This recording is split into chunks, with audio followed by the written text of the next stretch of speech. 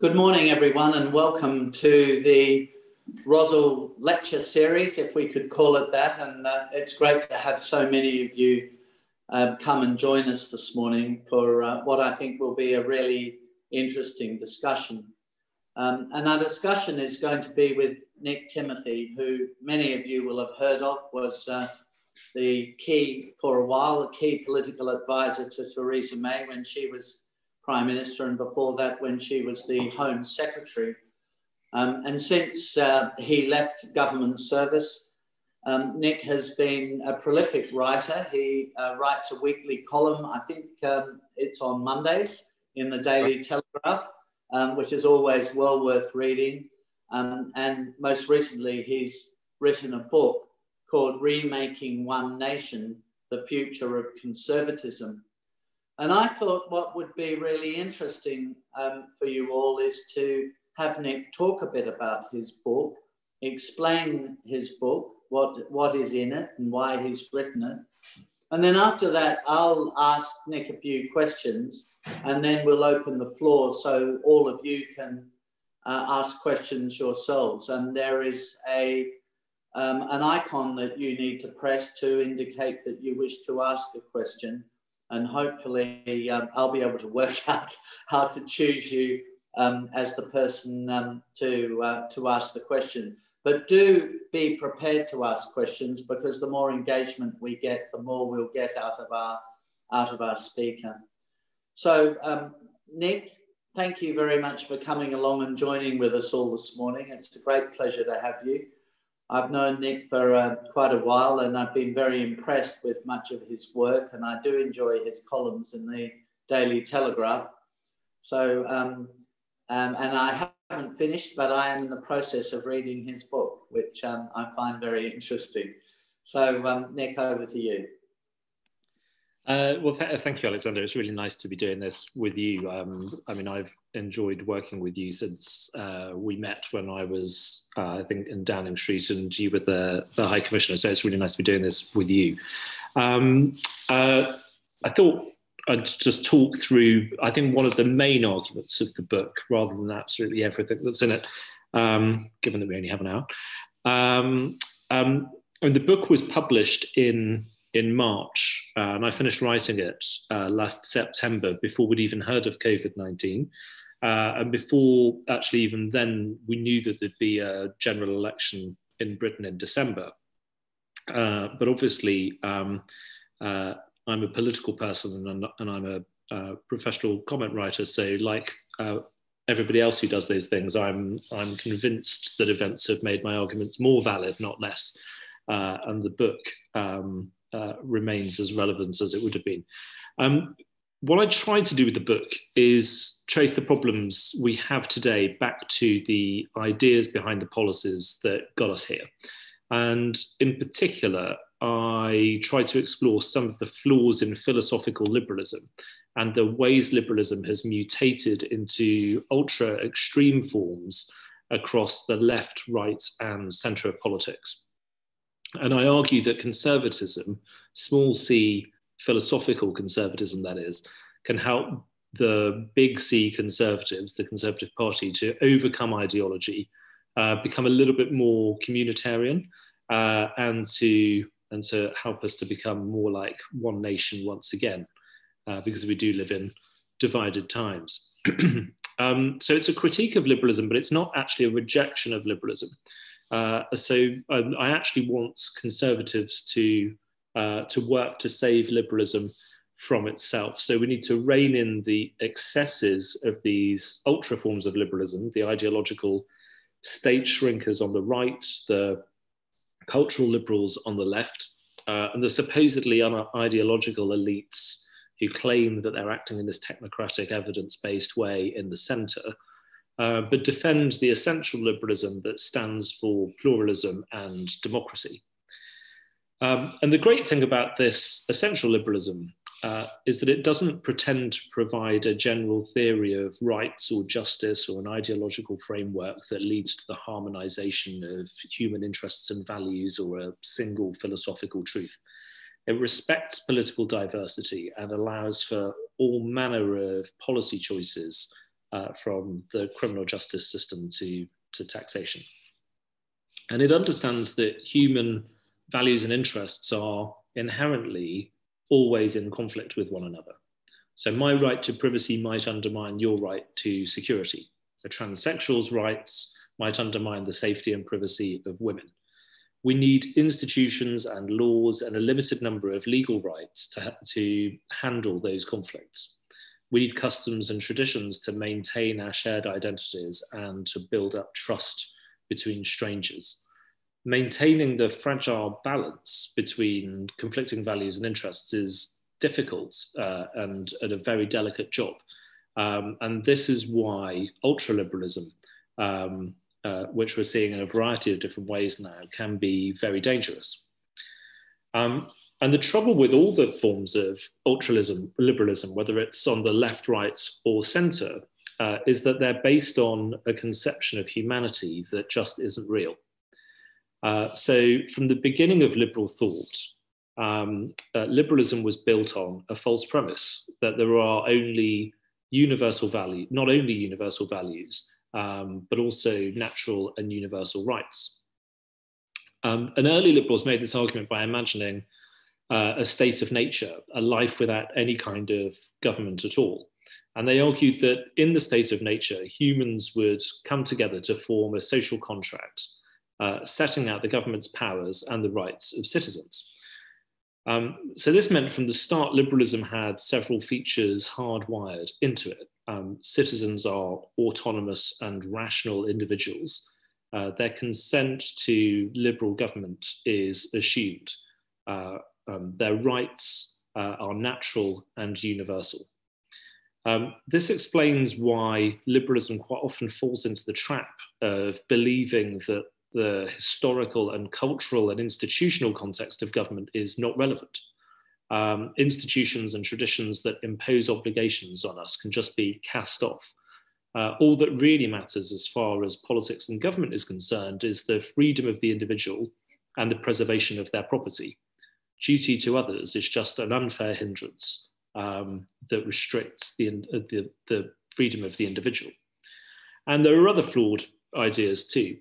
So John Stuart Mill's harm principle says that the liberty of the individual should be restricted only if his actions risk damaging the interests of others, which sounds like it makes a certain amount of sense. It sounds like common sense. But that harm principle fails to acknowledge that all our actions and inactions too affect those around us. And precisely because values and interests conflict with one another, we will never agree about what clearly constitutes harm. And if we can't agree on what constitutes harm, we can't really agree on what would be an appropriate remedy. And this isn't just some academic concern. You can see the logic of the harm principle play out with politicians who might be reluctant to force fathers to meet their obligations to their families or to take action against tax dodging individuals or businesses. And actually, in a related way, you can also see the way the harm principle plays out, where because harm is now basically the test for any kind of state intervention, there is now a kind of competition to see who suffers the most harm and who is therefore most worthy of state protection or public funds. But even worse than the harm principle, Mill and other liberals sometimes made the case for pluralism and tolerance on the basis that the trial and error that they make possible leads to truth and an increasingly perfect society. In the book, I call this the teleological fallacy of liberalism, the assumption that your own beliefs stand for progress. And it's this that can lead liberalism towards illiberalism. Its intolerance of supposedly backward opinions, norms, and institutions can quickly become intolerance of people who remain loyal to more traditional ways of life. And this is obviously more of a problem on the ultra-liberal left, where I also argue that there is an influence from outside liberalism, which is from post-war, quite often French postmodernist thinkers like Michel Foucault, And then the American thinkers, the mainly American thinkers, they influenced who are behind the rise of identity politics. Discourse, according to people like Foucault, is itself oppressive. So we are not in charge of our own destinies. Our social reality is imposed on us through language and customs and institutions. And even the victims of the powerful participate in their own oppression through the language and stories and assumed social roles that they think are just naturally occurring. And because oppressive discourses work to favour those at the top of these exploitative hierarchies, left liberals don't just want to remove the hierarchy, but they actually want to penalise the beneficiaries of the hierarchy, the people they believe have subjugated others. So equal political rights are actually not enough. In fact, they're a mirage and a kind of dangerous con. And so because historically power might lie with white men, it is whiteness and masculinity that must be attacked. Because we don't understand how our own social roles are constructed, we don't understand even the meaning of our own words. So those who hear us, especially if they're members of marginalized or oppressed groups, might understand better than we do the true meaning of what it is we're saying. And because discourse itself is a form of violence, free speech actually isn't any longer sacrosanct, because it's legitimate to meet violent language, supposedly violent language, with violent direct action, which I think is something we are actually seeing all too often across the West right now. But because my book is about the future of conservatism, I also have some warnings for conservatives, and not just attacks on the left. Because it's ultra-liberalism on the right that means support for the free market, which is a good thing, which I support, can sometimes turn into something that blinds believers from reality. So struggling communities that have been shorn of their social capital, that lack infrastructure, that have too few opportunities for young people growing up there, that suffer from brain drains as the talented leave, have often been ignored in this belief that the invisible hand of the market will come to the rescue. And too often that invisible hand has been invisible because it hasn't existed for those places. And instead, on the right, policy energy is devoted instead to deregulating the labour market and marketizing all sorts of different public goods. So Hayek argued that no political system, not even a democratic one, not even a very small and very local one, can accurately reflect collective choice in the way that a market does, which might be true with various different kinds of market.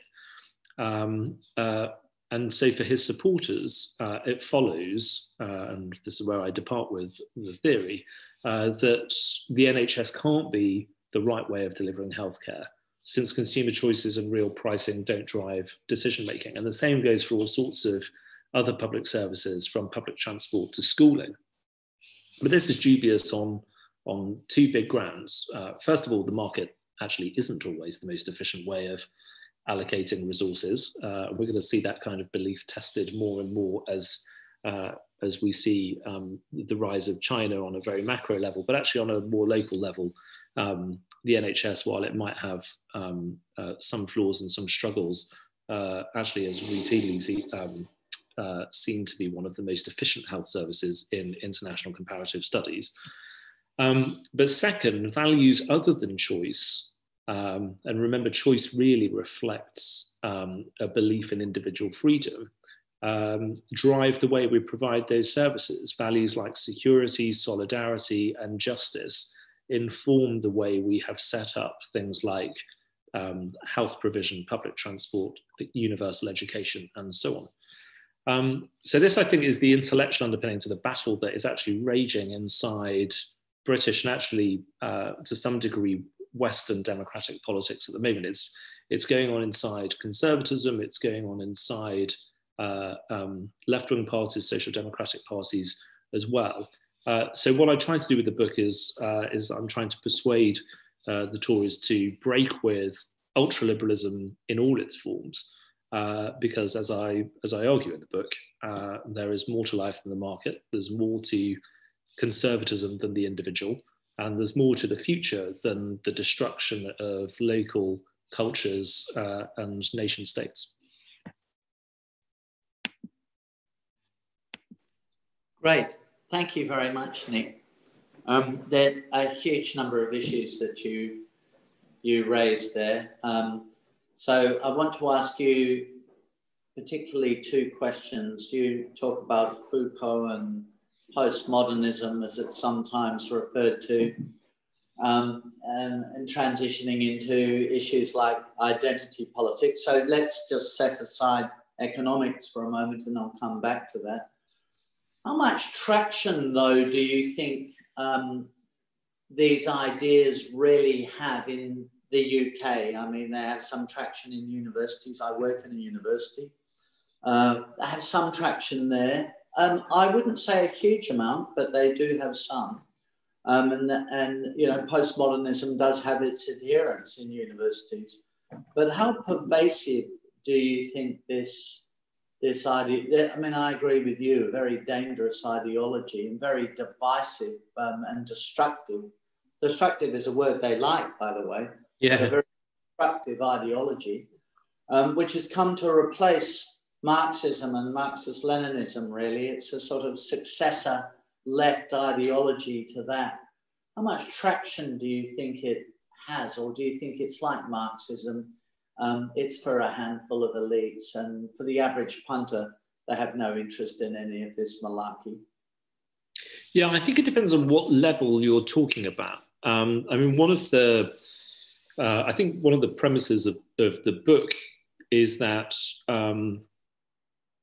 actually philosophical argument and ideology really matters, but not necessarily because absolutely everybody who's making decisions in positions of power, has read Foucault or remembers Kimberly Crenshaw's essay on intersectionality or something like that. But that those ideas start off in quite sort of narrow intellectual quarters, and then their influence deepens and broadens through time. So the universities are obviously a big part of this because they're educating future elites. But I would say that if you listen to a lot of politicians, you get language increasingly like lived experience, or speaking as a woman, or speaking as an Asian, or speaking as a Black person. And what that does is it says that through merely having a particular identity, your argument is unassailable because it is based on lived reality. And this is all connected to the original thinking of Foucault and discourse theory. Just the same as you might write something and you will know exactly what you mean, or a politician might give a speech and it might be abundantly clear to lots of people what the politician meant. But if somebody on the left or one of the adherents of these arguments said it meant something else, you would not be taken at face value when you said that wasn't what was meant. What was meant was this. I am the author of my own words, because it is how words are heard by others that matters more. They get to define what you say. And again, this comes back to this philosophy of discourse theory. And so I don't think it's actually necessary for everybody to have read it, to have understood it, or even to necessarily accept it. It's relevant because of the influence it has. But also, I would add that, so this is turning into a long answer, but also I would add that, especially with this side of the argument, I feel like it's very reminiscent of kind of Eastern European communist regime where nobody in those regimes really believed in the ideology and the propaganda, and everybody was involved in this lie, and they lied to one another and they lied to themselves. And then one day, it all fell apart. And then afterwards, everyone was quite open about the contradictions and the hypocrisies. And the things that kept people going and that kept the regime going was fear. And I think there is something similar going on now, where if you look at leaders of corporations, or if you look at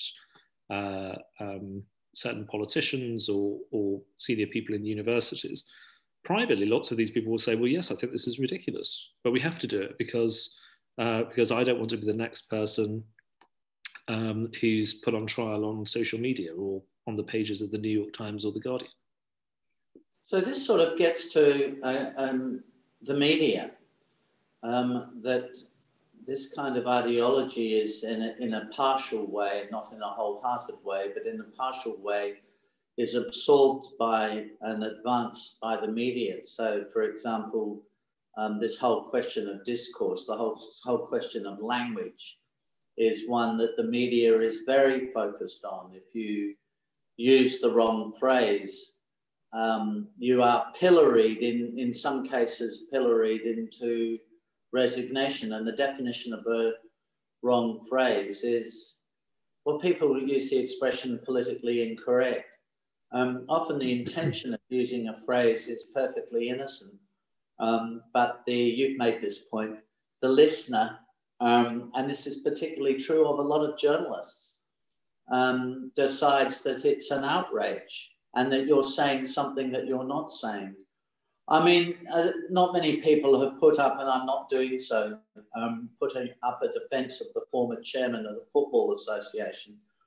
But I'm not, I mean, he may have been a combination of things, bumbling and unwise.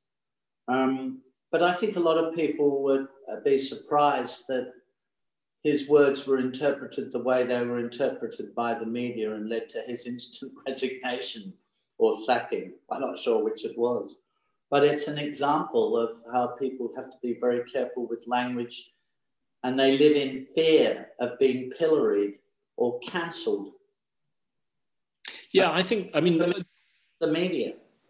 Yeah, I think, I mean, it's important to say that, actually, I think it's a question of respect that you should be careful with language. I mean, I don't think anybody's arguing that people should be able to, use racist or dismissive or bigoted language, especially in sort of public fora, like the chairman of the FA was giving evidence to a select committee. But I think there is, I think, an important point about actually trusting people's good faith a little bit. And if they say, well, I made a mistake, I meant no intent, I meant no harm by using that kind of language, and it happens once and then that's it, then people's lives shouldn't be and careers shouldn't be written off for a small incident like that. I think that's fair, but I think it is important that we, if we are criticizing this kind of thing, and I think there's a lot to criticize in it, that we're not saying there should be sort of carte blanche for people to be abusive or whatever. And I think this is actually quite an important thing about identity politics, which is this point about, because actually I'm not even against identity politics in themselves. Martin Luther King was an identity politician. The suffragettes were identity political activists. And they're people we celebrate because they help to make our modern society. There are things about the way people experience their lives that are connected to their identity, either based on their sex or their race or their culture or their religion or whatever. And I think it's not I think it would be unwise to ignore things like the shocking educational performance of Black Caribbean boys and white working class boys, and the employment outcomes for Pakistani and Bangladeshi women in particular. Those are things that are definitely related to culture and religion and different kinds of identity. But it's when it becomes militant. It's when the solution is no longer about the pursuit of equal political rights, but it is in fact about saying that one group might deserve power over another, in effect, that this becomes quite problematic. And the militant side of that argument has long rejected what people like Martin Luther King once argued. So, moving on to the current political setup in the UK and where the political parties are, in terms of this whole notion of one nation conservatism and postmodernism and illiberal liberalism, how would you describe the major parties, the two major parties? And I think we might start here with the Labour Party, which has moved from Corbynism to clearly moved into a new era. Where do you think they stand on these issues, and what is their sense of direction? Yeah, I think this is really relevant to the future of the Labour Party, and to what's happened to Labour under different leaders over the last decade or so. Because I think what's happening in British politics is actually to some degree it's very similar to what's been happening across the West, which is that there is some kind of electoral realignment, whereas traditionally Conservative parties drew their support from more prosperous people, better educated people who might have been happy to pay for some public services and so on, but ultimately wanted to keep taxes low and state interference away from their door.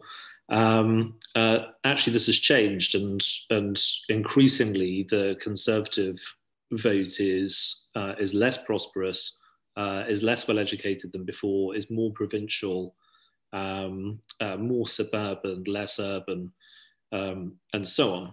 And on the left, the voters who support left-wing parties are more likely to be public sector workers, ethnic minorities, in university towns, in inner city constituencies. And I think what's been driving that realignment is that the left has become much more ideological about culture and actually shown less interest in the things that left-wing parties have traditionally done, i.e. in terms of redistributing wealth and trying to protect people who are less better off in economic terms. And it's exactly the kind of arguments that we've just been talking about. And what that has done is, in practice, it appears to lots of their traditional supporters that they are no longer interested in community as they see it. They don't like patriotism very much. And they stand for things that lots of voters just think are quite strange. You might be concerned about your own employment prospects or the fact that you're not very well paid, and the Labour Party, called the Labour Party, is instead more interested about reforming the Gender Recognition Act and things like that. And I think this lack of patriotism has actually driven a lot of traditional working class Labour voters away from the left and towards the Conservatives. And so the cultural issues that we're talking about are right at the heart of the predicament the Labour Party has. And Keir Starmer's job is to try to put together a new coalition of voters that can get him over the line and into Downing Street. And it's going to be very difficult for him because his existing voters are quite radical on the cultural sort of liberal left. And the voters he needs to win back hate all this stuff. So his strategy at the moment is to stay very quiet on policy. He doesn't really want to make any policy commitments early on in the Parliament. He wants to avoid cultural issues as far as possible and keep focusing on the competence of the government and socioeconomic issues, because he can link Islington to Workington by saying the rich should pay more for lower income families, but he will divide Islington and Workington if he keeps on doing things like taking the knee for Black Lives Matter and talking about reforming the Gender Recognition Act. So he knows that the cultural issue cuts his coalition of voters in two, and is therefore, I think, doing his best to stay quiet on that front. Yeah, so I think he sort of understands and just understands the political problems that he faces. But I wonder if we could, and very quickly, just turn to the Conservatives. They seem to be becoming. I'm excluding the response to the COVID crisis, but they, in any case, seem to be becoming less liberal economically, but uncertain on cultural issues about where to stand. That would be my kind of assessment of them. What do you think? Yeah, I mean it's very much in flux. So I wrote a column the week before, last week, 2 columns ago, about this choice that the party is facing. Do they want to be the party of the respectables, where Tory MPs still get their invitations to dinner parties in North London and West London, where they'll be championing climate change and protecting international development spending and so on, or do they want to be the party of the dependables, the party that working class people, lower middle class people know is going to champion their interests, to understand what it's like to live on 23 grand a year, and this is a subject that we're witnessing this struggle right now, and I think we had the party under David Cameron was very much the respectables, sort of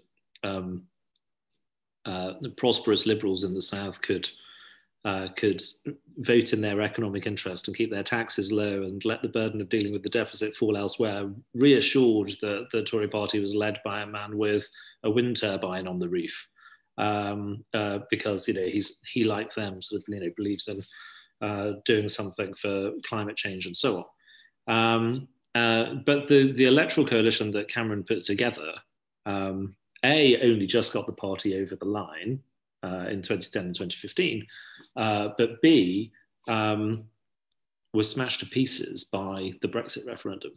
The Tory party can't become the party of the respectables who people in North London think are perfectly nice, because those people now hate the Tories over Brexit and over some of the parliamentary shenanigans that the government has had to enter into as MPs trying to thwart Brexit. So to me, the sensible electoral strategy is for them to pursue the dependables strategy.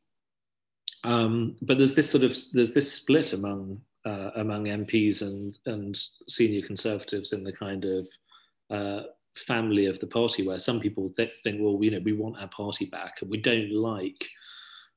Some of them, frankly, don't like the new voters because they're a bit snobby towards them. But some of them don't like the new voters because they know the direction that it will take the Tory party in, which, as you say, is a less liberal direction. The new voters want a little bit more economic protection, and they want the Tory party to be more robust on cultural issues. I think logically, strategically, that is the direction that the party probably will head in. But I think there'll be quite a lot of resistance along the way. And so it might seem messy on occasion, and it might seem contradictory on occasion as different factions demonstrate their strength at different points. Mm. Yeah, there are clearly some divisions there. Nico, what we might do now is just open it up to questions, and I can see on my screen here there are a couple. One of them is an anonymous attendee. It's an interesting question, this.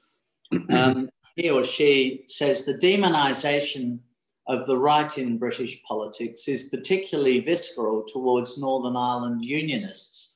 Why does it seem that even those in power of left or right seem to love celebration of identity, but the Orange movement is looked down on and vilified for loving Britain?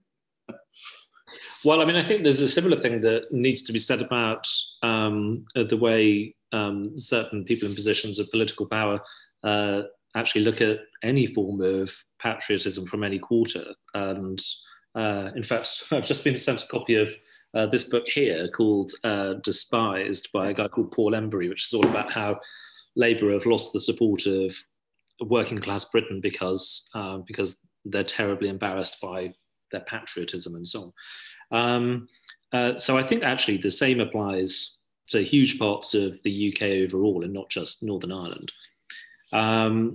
The other thing I would say is there's obviously quite a big hypocrisy going on when it comes to Northern Ireland because everybody in Westminster pretends to be a very committed sort of decentraliser, very committed to the principles of devolution.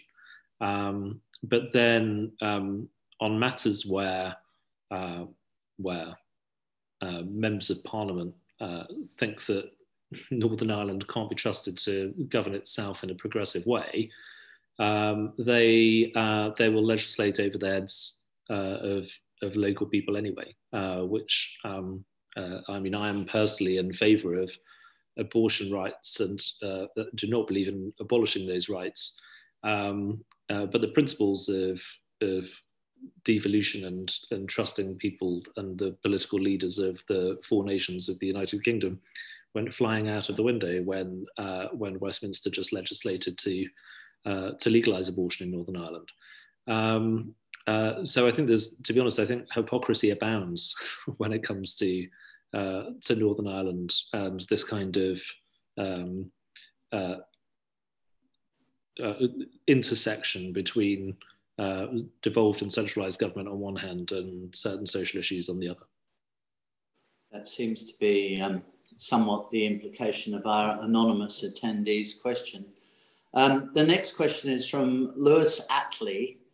How can politicians show they care about issues that impact ethnic minorities the strongest without losing the interest of white voters? Yeah, I actually don't think these things are completely in tension. I think they are if you try to go down some of the radical routes that we've been discussing. So, if your starting point is, this body of thought, that we discussed earlier that comes out of the postmodernists, that the reason some ethnic minority groups might be at a disadvantage compared to others is because society is structurally racist, that basically white people are complicit in power structures that keep down black people, then obviously it quite quickly becomes a zero-sum game and you quite quickly lose public consent for the things you're trying to do. And I think that's really pernicious. I think it's a flawed theory. It's straightforwardly wrong, but it leads you to policy prescriptions, which I think are quite problematic. And we talked about Labour a minute ago, but the interesting thing about Starmer is he knows that he needs to try to shut down a lot of these cultural issues if he wants to win the next election. But his battle isn't just between him and the party. His battle is to some degree within himself, because he actually believes some of these things. And in his conference speech, Labour conference, he committed to ending structural racism. So structural racism is a term that reflects the theory that we're talking about, which I think is incredibly problematic and could potentially take the Labour Party to quite damaging and dangerous policy places. But if you reject that and you say, well, actually, as you know, as I said, moderate identity politics are not inherently wrong. It's not.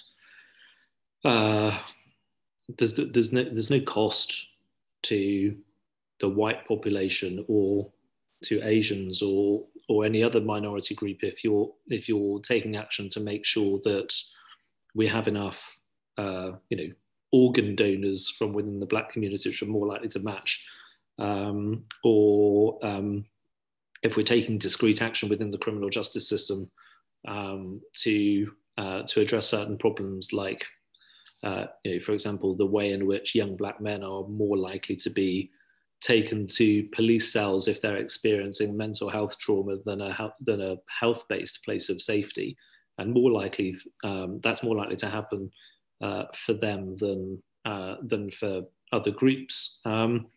Fixing problems like that are not in any kind of contradiction to the interests of the rest of society.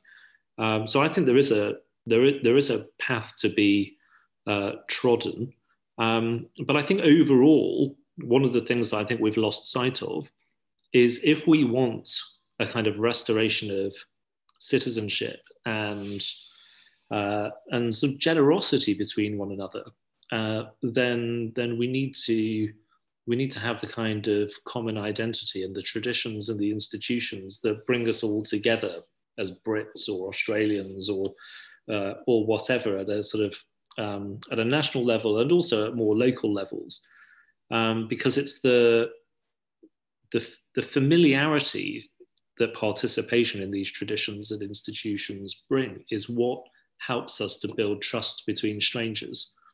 And when there's trust, there's an expectation of reciprocity, which means that people behave better towards one another, which means they're more willing to pay a little bit more in tax to fund services for somebody else.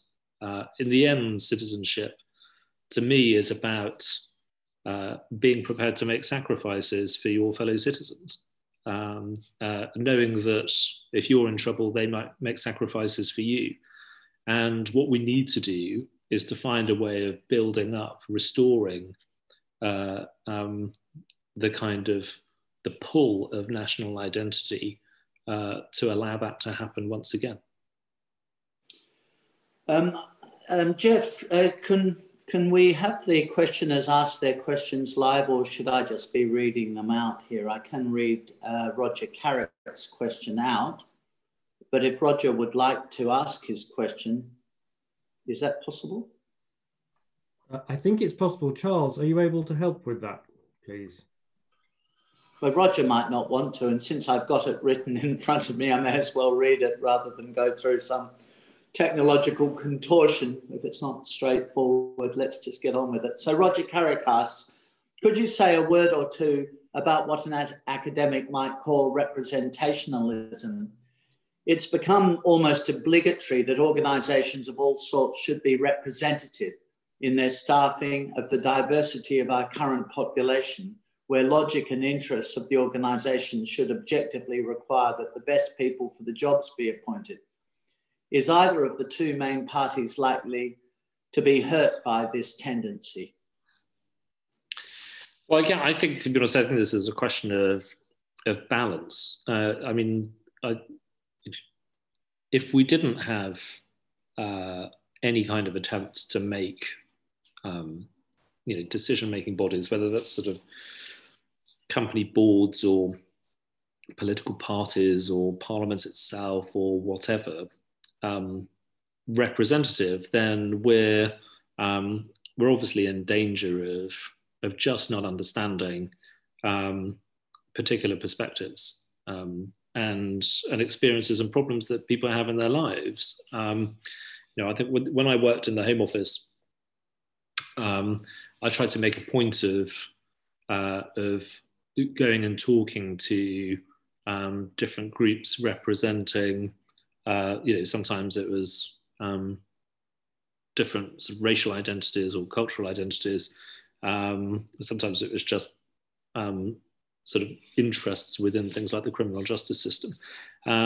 who I knew weren't represented in the civil service or indeed in our ministerial team or team of special advisors in the Home Office. And, I wouldn't have known some of the things that I learned by doing that, whether it was actually things to do with the Home Office itself or elsewhere in government. I remember one of the issues was it would have felt very obscure to me, where I remember the guy who ran the Sikh Council said that in the 80s, the Thatcher government passed legislation to say that Sikhs didn't have to wear crash helmets on motorbikes and hard hats on building sites because they were being forced to choose between meeting health and safety legislation and removing their turbans, or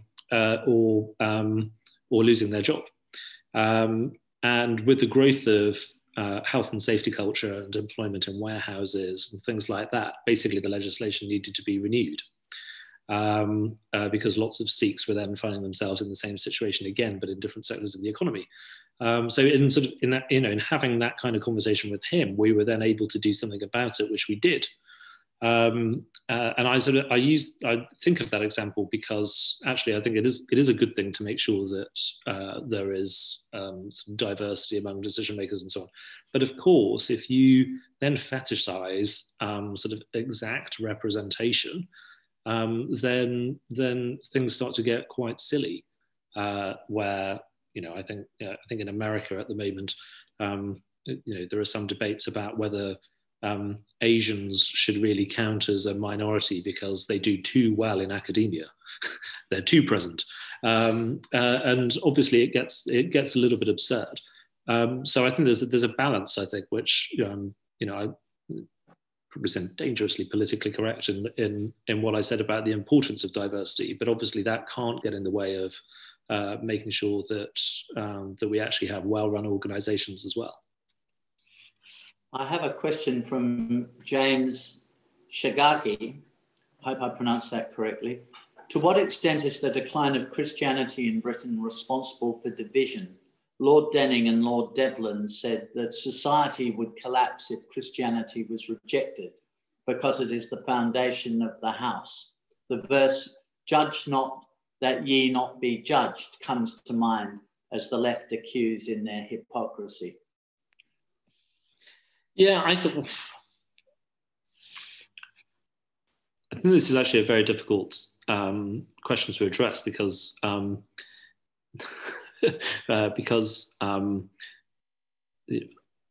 don't think a necessary policy prescription is to start evangelizing quite aggressively to restore Christianity, and it's undoubtedly true that Christianity has declined in this country, and actually certainly the Church of England as an institution is not only weak because of that decline, but weak, I think, a lot of the time because of its own leadership.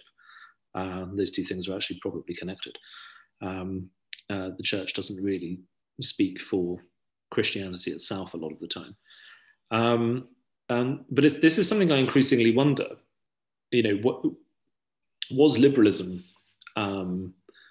Was liberalism something that was effectively possible at a time where you had Christianity, which was a body of thought that prevented liberalism from turning into licentiousness?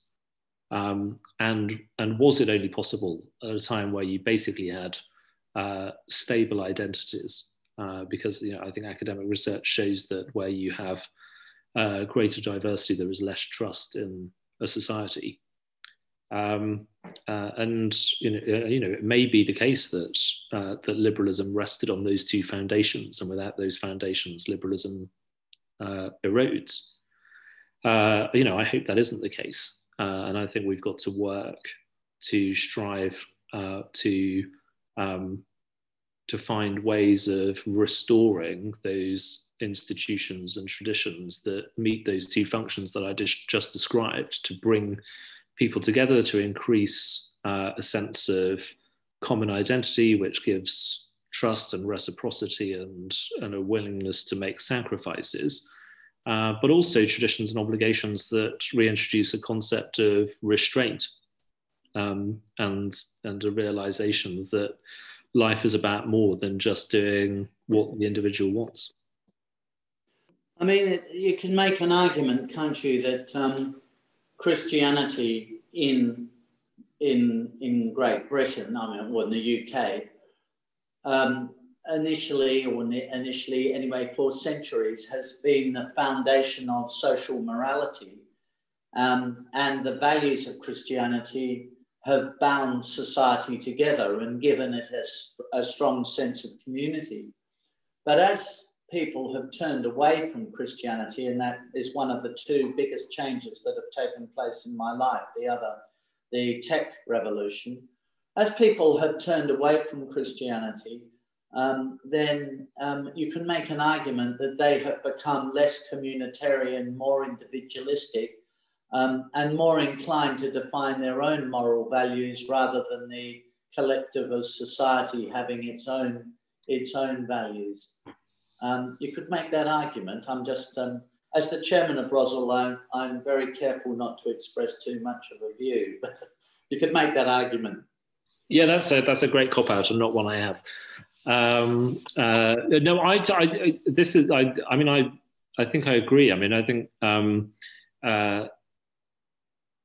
I do agree with what you just said, but I think so then the next question is, what does that mean in terms of what we can do about things? Well, I mean, I would actually quite like, I'm an Anglican myself, I would quite like it if the Church of England was actually led better, that wasn't just so sort of accepting of its decline. I would think it would be a good thing for the country if the church actually did play a bigger role and had greater congregations. But I think from a kind of public policy perspective, I don't think you want to be sort of trying to incentivize Christianity or anything like that. So I think there's a kind of civic responsibility on political leaders, which is to try to think about the things that Christianity made possible, and that other traditions and institutions made possible that might have been lost, and how do we restore them in a way that makes sense for today? Because I think this isn't necessarily about bring backery, where you want to make everything just like it was 50 years ago. This is about understanding timeless principles and things that just don't change about human nature, and applying that knowledge to the problems that we have today, which might be about reviving and making stronger institutions that are struggling right now, but it might also be about creating completely new ones. And it might be about reviving and building new traditions and collective acts that bring us together. Yes, I think I can't think of any other solution. I thought it was, I will express a view here, and a lot of you will be outraged by this, so I'm sorry for that, but I feel like saying it. I thought it was totemic of where the Church of England is at, that in the midst of this huge national crisis brought about by the virus, the Archbishop of Canterbury decides to go off on a year's leave. It just seems the timing just couldn't have been worse. Surely the Archbishop of Canterbury should be providing leadership to the community. But anyway, I think on the subject of the leadership of the church, there was a moment earlier this year where Black Lives Matter was taking off as a movement in different parts of the West, and under pressure from precisely nobody, the Archbishop of Canterbury went on to the BBC and announced he was going to review the names of all buildings and lists of all the statues on church land to see if any were problematic, with a view to changing their names and bringing down the statues, which I thought was problematic anyway, because because I disagree with the line of argument that you need to start dismantling your own history rather than explaining it and understanding it. But as the interview on the BBC went on, the interviewer asked him whether there could be forgiveness for the people who might have committed sins in previous generations and previous points in history. And That's a good question. Yeah, it was a very good question. And he said, yes, but only if there is change now, which actually is a fundamentally un-Christian viewpoint, I think, and a completely novel theological idea that somehow this generation and future generations will have obligations based on the sins of previous generations, but the forgiveness of those previous generations is conditional on our behavior, which I think is theologically dubious, but also this reflects some of the things that we've been discussing today, and how these ideas, these postmodernist ideas, are actually infecting the thinking of the last people you would imagine. The Archbishop of Canterbury is basically adopting sort of pseudo Foucault thinking. Yeah, it's Nick, our time is up. So let me finish by thanking you very much for spending an hour with us this morning. It's been a huge pleasure. Thank you very much. Extraordinarily interesting discussion, and I think you put forward a great deal of food for thought for our audience this morning. And for those of you who are members of Rosal who have tuned in, we'd very much like to continue this series and taking into account the difficulties that we all now have with communication, and perhaps this it'll be possible to have meetings in real life, according to the Prime Minister, after Easter next year. I have no idea whether that will be possible or not, but we very much hope so. But in the meantime, we will continue with these online discussions, and Nick, you have really made a great contribution this morning. So your book is Remaking One Nation, The Future of Conservatism. You better tell me who it's published by. It's published by Polity Press, and it is available when all bookstores reopen. It's available in those bookstores, but it's also available online with Amazon and also the rivals to Amazon whose names I can't even remember. That's a bad sign. Amazon. It is a bad sign. I have your book on Kindle, so I downloaded the Kindle edition. Somewhat cheaper, no doubt, than the bookshop. Yeah, I think my royalties are less for that. So thanks a lot. Again, thank you very much, and great to have everybody with us this morning. Thank you.